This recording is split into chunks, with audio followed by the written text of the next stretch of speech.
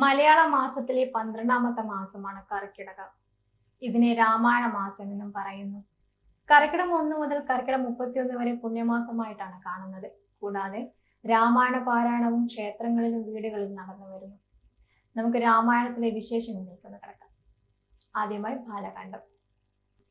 അയോധ്യ രാജാവായ ദശരഥൻ കുലഗുരു വസിഷ്ഠന്റെ നിർദ്ദേശപ്രകാരം ഋഷ്യശൃംഗമുനിയുടെ നേതൃത്വത്തിൽ പുത്രകാമേഷ്ടി യാഗം നടത്തുന്നു. യാഗാന്ത്യത്തിൽ പ്രജാപതിയുടെ പ്രതിപുരുഷൻ യജ്ഞകുണ്ടത്തിൽ നിന്ന് പ്രത്യക്ഷനായി. ദേവന്മാർ തയ്യാറാക്കിയ പായസം രാജാവിന് സമർപ്പിച്ചിട്ട് രാജപത്നിമാർക്ക് നൽകണമെന്നും അപ്രകാരം ചെയ്താൽ ഉത്തമരായ 4 പുത്രന്മാർ ജനിക്കുമെന്നും പറഞ്ഞു അനുഗ്രഹിക്കുന്നു.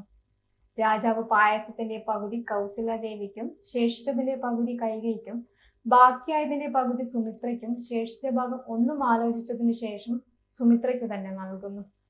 ഇതേ സമയം തന്നെ രാവണന്റെ ഉപദ്രവങ്ങൾ കൊണ്ട് പൊറുതിമുട്ടി തന്റെ മുന്നിൽ അഭയം പ്രാപിച്ച പശു വേഷധാരണയായ ഭൂദേവിയോടും ഇന്ദ്രാദി ദേവന്മാരോടും താൻ ദശരഥപുത്രന്മാരായി ജനിച്ചു. രാവണനെ വധിച്ചു ലോകർക്ക് സങ്കട നിവൃത്തി ഉണ്ടാക്കാമെന്ന് മഹാവിഷ്ണു വാക്കു കൊടുക്കുന്നു. അതിൽ പ്രകാരം വിഷ്ണു സ്വചൈതന്യത്തെ 4 പകുത്ത് രാമനായി കൗസല്യയുടെയും ഭരതനായി കൈകയുടെയും ലക്ഷ്മണൻ ശത്രുഘ്നൻ എന്നിങ്ങനെ സുമിത്രയുടെയും പുത്രന്മാരായി പിറക്കുന്നു.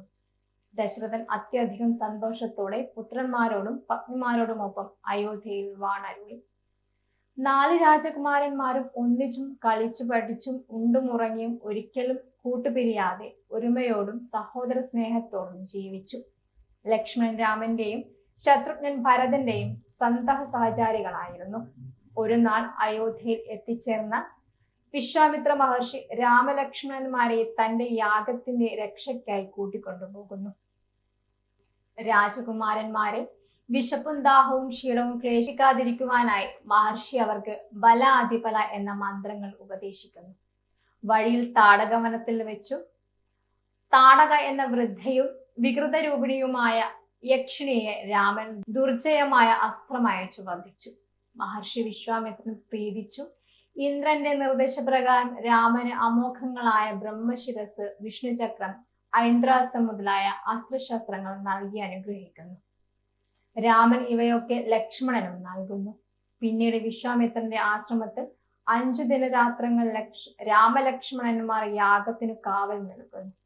6ാം ദിവസം യാഗം മുടക്കാനെത്തിയ സുബാഹുവിനെ രാമൻ ആഗ്നേയാസ്ത്രം കൊണ്ട് വധിച്ചു. മാരീചനെ മാനവാസ്ത്രമെയ്ത് 100 യോജന ദൂരം സാഗരത്തിൽ വീഴ്ത്തി.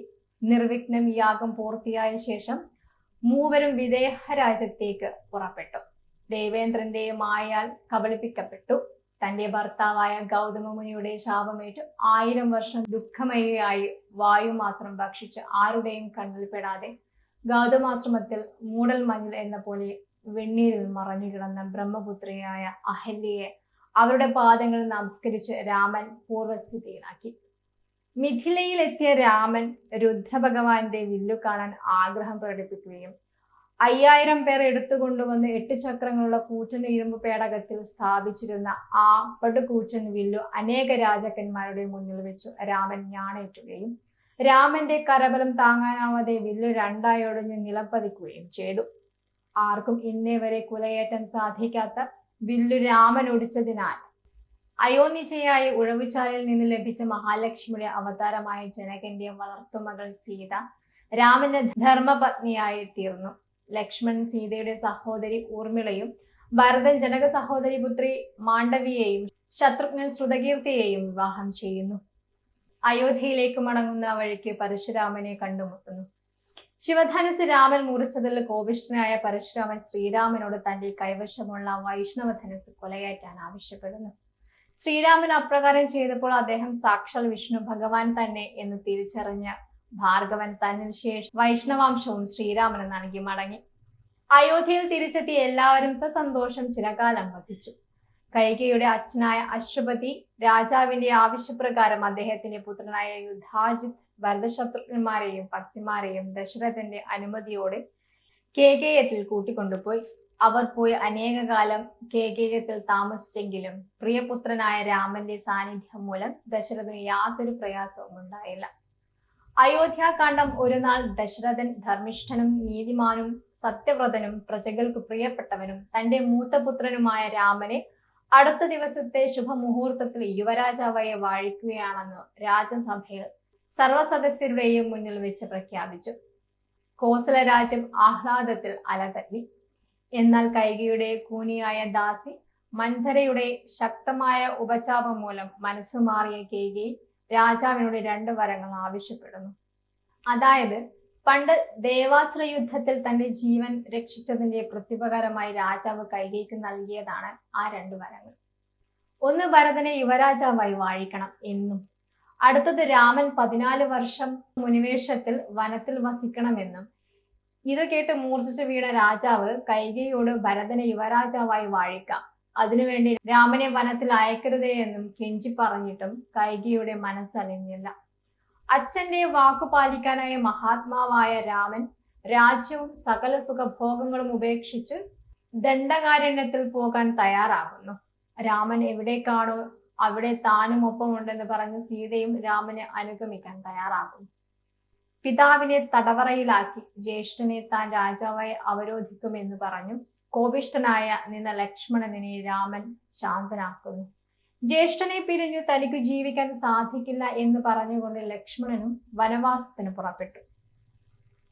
രാമനെ ദശരഥനായി കരുതി, സീതയെ തന്നെ പോലെ കരുതി, വനത്തെ അയോധ്യ പോലെയും കരുതി സുഖമായി പോയി വരൂ എന്ന് സുമിത്ര ലക്ഷ്മണനെ ഉപദേശിക്കുന്നു. രാമനും സീതയ്ക്കും ലക്ഷ്മണനും വനവാസത്തിന് അണിയാനുള്ള മരവുരി കേകേയി തന്നെ അവർക്ക് നൽകുന്നു.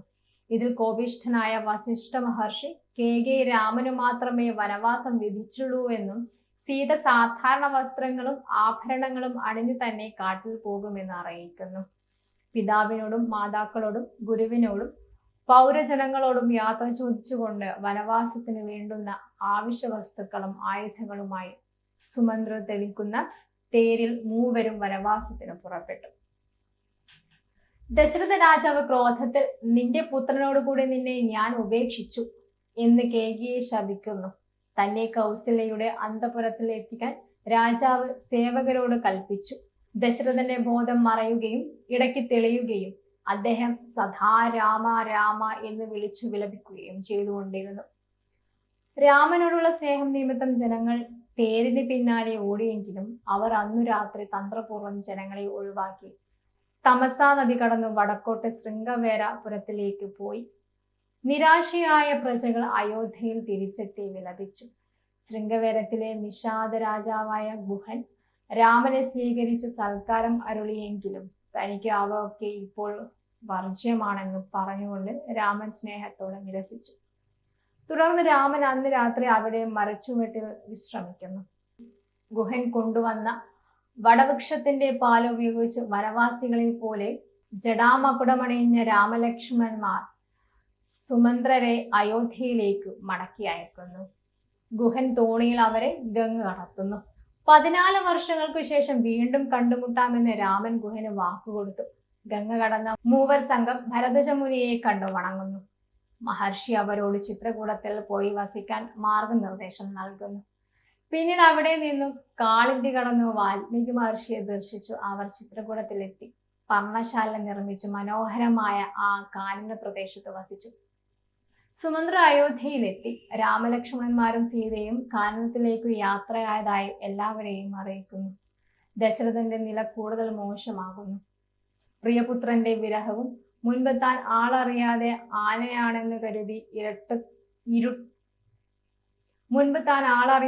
ആനയാണെന്ന് കരുതി ഇരുട്ടത്ത് അസ്ത്രമേതു കൊന്ന ശ്രവണകുമാരന്റെ അന്ധരും വൃദ്ധരുമായ മാതാപിതാക്കൾ നൽകിയ ശാപം മൂലവും അത്യധികമായ പുത്രവിയോഗ ദുഃഖത്താൽ മഹാരാജാവ് ദശരഥൻ കാലയവനികയ്ക്കുള്ളിൽ മറഞ്ഞു. വസിഷ്ഠ നിർദ്ദേശത്തിൽ രാജാവിന്റെ ശവശരീരം കേടുകൂടാതെ എണ്ണത്തോഴിൽ സൂക്ഷിക്കാൻ ഏർപ്പാട് ചെയ്തിട്ടു. ഭരതനെ കൂട്ടിക്കൊണ്ടുവരാനായി കേകയത്തിലേക്ക് ദൂതരെ അയച്ചു.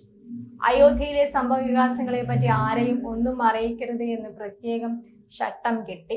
കേകയത്തിൽ നിന്ന് മടങ്ങുന്ന വഴിക്ക് ഭരതശത്രുഘ്നന്മാർ അനവധി ദുർനിമിത്തങ്ങൾക്കും സാക്ഷ്യം വഹിച്ചു. അയോധ്യയിലെ ശോകമായ അന്തരീക്ഷവും കണ്ടു ഭയന്ന ഭരതന്റെ നിർബന്ധത്തിനു വഴങ്ങി കേകി എല്ലാം തുറന്നു പറയുന്നു. ഞെട്ടിത്തരിച്ചു ഭരതന് ഉഗ്രകോപത്തോടെ കേകിയെ തള്ളി പറഞ്ഞു. അച്ഛനെ കൊല്ലിച്ച ജ്യേഷ്ഠനെ കാട്ടിലേക്ക് അയച്ച കേകി രാക്ഷസിയാണെന്നും മേലിൽ ആരും ഒരു പെൺകുട്ടിയെ കേകിയുടെ പേര് നൽകുന്നതല്ല എന്നു അമ്മയെ ശപിക്കുന്നു. ഭരതൻ കൗസല്യയോട് മാപ്പപേക്ഷിക്കുന്നു.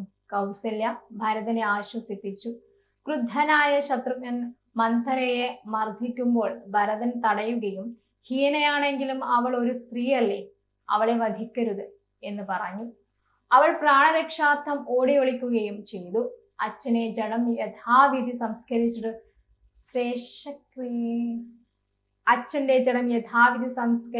ശേഷക്രിയകളും ചെയ്തു. ഭരതശത്രുഘ്നന്മാർ രാമനെ തിരിച്ചു കൊണ്ടുവരാനായി ആചാര്യന്മാരോടും മാതാക്കളോടും ചതുരംഗസേനയോടും പൗരപ്രജകളോടും സർവവിധ രാജകീയ ചിഹ്നങ്ങളോടും കൂടെ കാട്ടിലേക്ക് പുറപ്പെടുന്നു.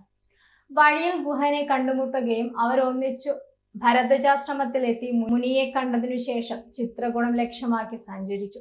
ദൂരെ നിന്നും പടയോടുകൂടി ഭരതന്റെ വരവ് കണ്ട ലക്ഷ്മണർ തെറ്റിദ്ധരിച്ചു. ഭരതനോട് യുദ്ധത്തിനൊരുങ്ങുമ്പോൾ രാമൻ തടയുന്നു. ദൂരെ നിന്ന് തന്നെ രാമനെ കണ്ട ഭരതൻ ഓടി വന്നു രാമന് പാദങ്ങളിൽ വീഴുന്നു. അച്ഛന്റെ മരണവാർത്തയറിഞ്ഞ രാമൻ മൂർച്ഛിച്ചു വീഴുകയും ബോധം തെളിഞ്ഞപ്പോൾ കുട്ടികളെ പോലെ വാവിട്ട് കരയുകയും ചെയ്തു. രാമലക്ഷ്മണർ മന്ദാകിനിയിലിറങ്ങി കുളിച്ച് പഴക്കാമ്പ് കൊണ്ട് അച്ഛന് ബലിപിണ്ഡം സമർപ്പിച്ചു. രാമനെ തിരികെ അയോധ്യയിലേക്ക് മടക്കിക്കൊണ്ടുവന്നു. രാജാവായി വാഴിക്കാൻ ഭരതൻ ആവോളം ശ്രമിച്ചിട്ടും രാമൻ തന്റെ തീരുമാനത്തിൽ നിന്നും അണുവിട ഇളകിയില്ല. രാമന്റെ തീരുമാനം മാറ്റാൻ നിരാഹാരത്തിനൊരുങ്ങിയ ഭരതനെ സിദ്ധന്മാരും ദേവർഷികളും കൂടി പിന്തിരിപ്പിച്ചു. 14 വർഷത്തിന് ശേഷം വനവാസം പൂർത്തിയാകുമ്പോൾ താൻ അയോധ്യയിൽ തിരിച്ചെത്തി രാജാവായി വാണുകൊള്ളാമെന്ന് രാമൻ ഭരതന് ഉറപ്പ് നൽകുന്നു.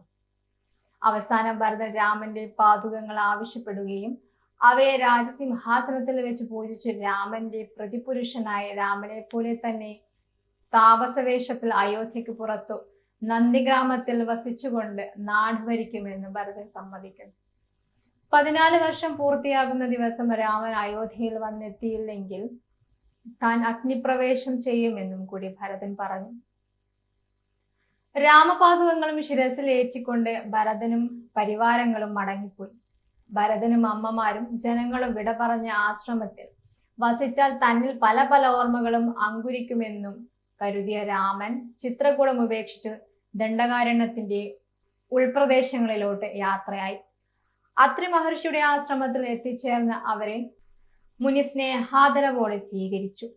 മഹർഷി പത്നി അനസൂയ സീതയെ മകളെ പോലെ കണ്ടു ദിവ്യമായ ആഭരണങ്ങൾ സമ്മാനിച്ചു. ദിവ്യാഭരണങ്ങൾ അണിഞ്ഞ സീത മഹാലക്ഷ്മിയെ പോലെ ശോഭിച്ച് ആരണഖണ്ഡം അത്രി മഹർഷിയോട് വിട പറഞ്ഞു. മൂവരും യാത്ര തുടരവേ വിരാധൻ എന്ന രാക്ഷസൻ സീതയെ അപഹരിച്ചു.